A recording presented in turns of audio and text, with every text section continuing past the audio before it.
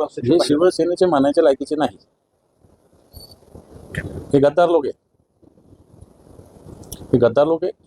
जनतेची राज्याची लूट हे करतात असंच म्हणावं लागेल त्याला.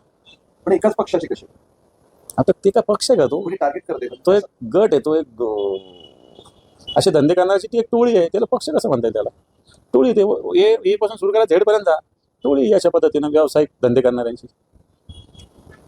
आता खास करून संजय राठोडबद्दल असं म्हणूया. संजय राठोडवर आताही आरोप आहे. संजय राठोडवर सातत्याने आरोप होत आहे. तरी तो सरकारला किंवा एकनाथ शिंदेना किंवा त्या सत्तेतील लोकांना हवाच असतो का?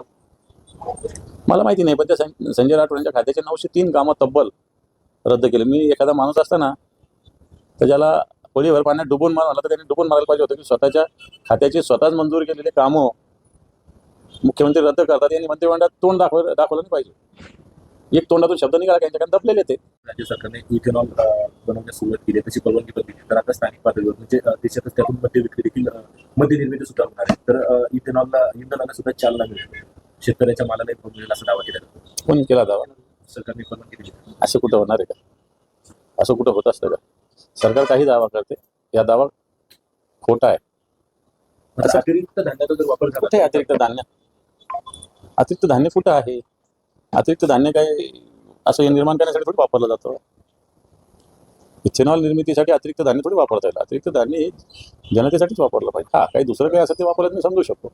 इथेनॉलसाठी वापरता नाही येणार. आरोप त्यांनी केलाय आणि 40-50 कोटीच्या जमिनी 10 कोटीत घेतल्या असं त्यांचं म्हणणं आहे. जागापूरची तर सरकारी वर्ग 2ची जमीन होती, ती वर्ग 1 केली असं त्यांचं म्हणणं आहे. काय सांगतो? आता काय काय बोलावं त्या विषयात? कारण हे तर फक्त याच्यापेक्षा आणखी बऱ्याच गोष्टी पुढच्या आहेत. परंतु आपल्या राजकीय पदाचा वापर करून त्या वर्ग 2 वर्ग 1 असं परिवर्तन करून काही लोकांना हाताशी धरून बाकी आता कोणी प्रॉपर्टी विकत घेतल्या तर त्यांच्या पैशाने त्याच्याविषयी माझं काय ऑब्जेक्शन नाही. पण तो हे नियम कायदे तोडून मंत्र्यांच्याच मुलाला जागा कशा मिळतात अशा आणि त्या स्वस्तच कशा मिळतात? म्हणून हिंसा केलेली आणि जे मुद्दे दिले मारतो त्याची उच्चस्तरीय चौकशी शासनाने केली पाहिजे. कारण एवढ्या कमी किमतीचे मनी लॉन्ड्रिंग आता प्रकार जो आहे TDR रेडी रेकनर रेट आहे, याचं काही आहे का नाही याच्यात नियम कायदे? याच्यात रेडी रेकनरच्या दराने तरी किमान सौदे झाले पाहिजे असा नियम आहे. रेडी रेकनरपेक्षाही खाली जाऊन सौदे होतात आणि अधिकारी करतात. याच्या शिरसडांपेक्षा त्या अधिकारावर कारवाई झाली पाहिजे असं माझं मत केलं पाहिजे. त्याचं की 106 125 150 कोटी येतात कुठून? वर्ष 2 वर्ष येतात कुठून? मग जे लोक म्हणतात 50 ओके ओके तसंच खरं आहे का काय? असंच आहे मनी लॉन्ड्रिंग ते. मनी लॉन्ड्रिंगचाच प्रकार आहे हा.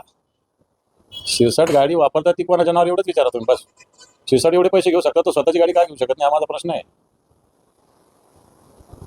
बोंडवे नावाचा कोण व्यक्ती त्याच्या नावावरती गाडी आहे. दुबईहून आणली गाडी माझ्या माहितीप्रमाणे. मग शिरसाट एवढी प्रॉपर्टी घेऊ शकत गाडी का नाही घेऊ शकत?